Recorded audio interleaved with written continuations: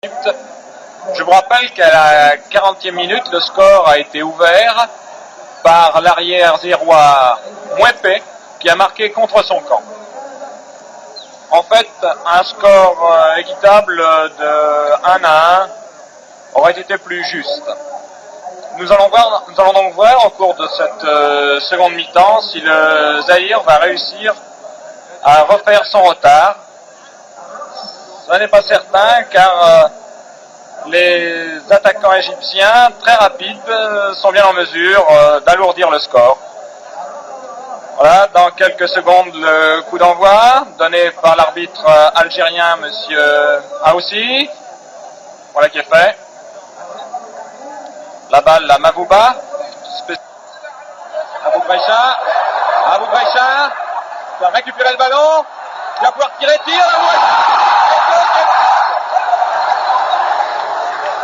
Deuxième but donc de l'Égypte.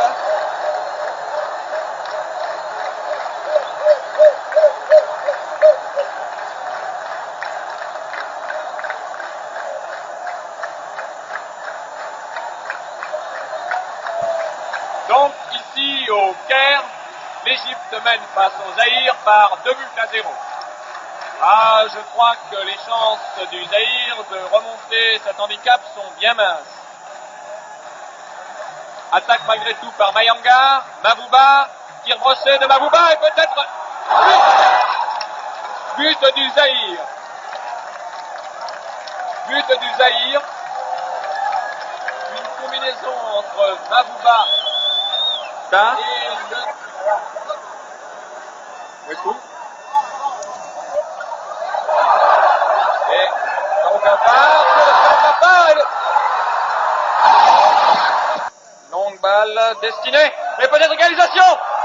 Égalisation du Zaïre par son capitaine Kidoumou.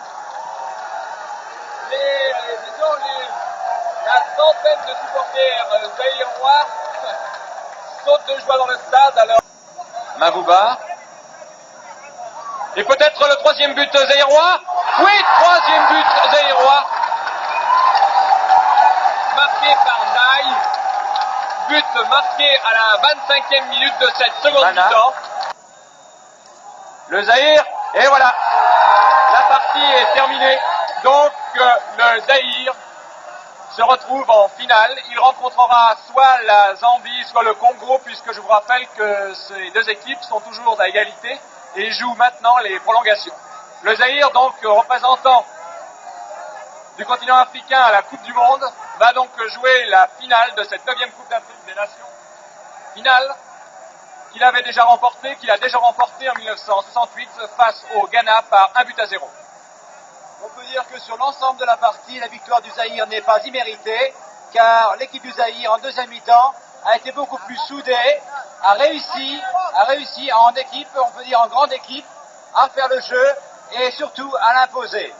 L'Égypte a joué son batou, il comptait sur Cheatar, sur Abou Brecha, cela n'a pas suffi, l'Égypte est éliminée, mais elle sort la tête haute de la compétition, et ma foi, saluons la courageuse équipe d'Égypte, et en même temps aussi la qualification du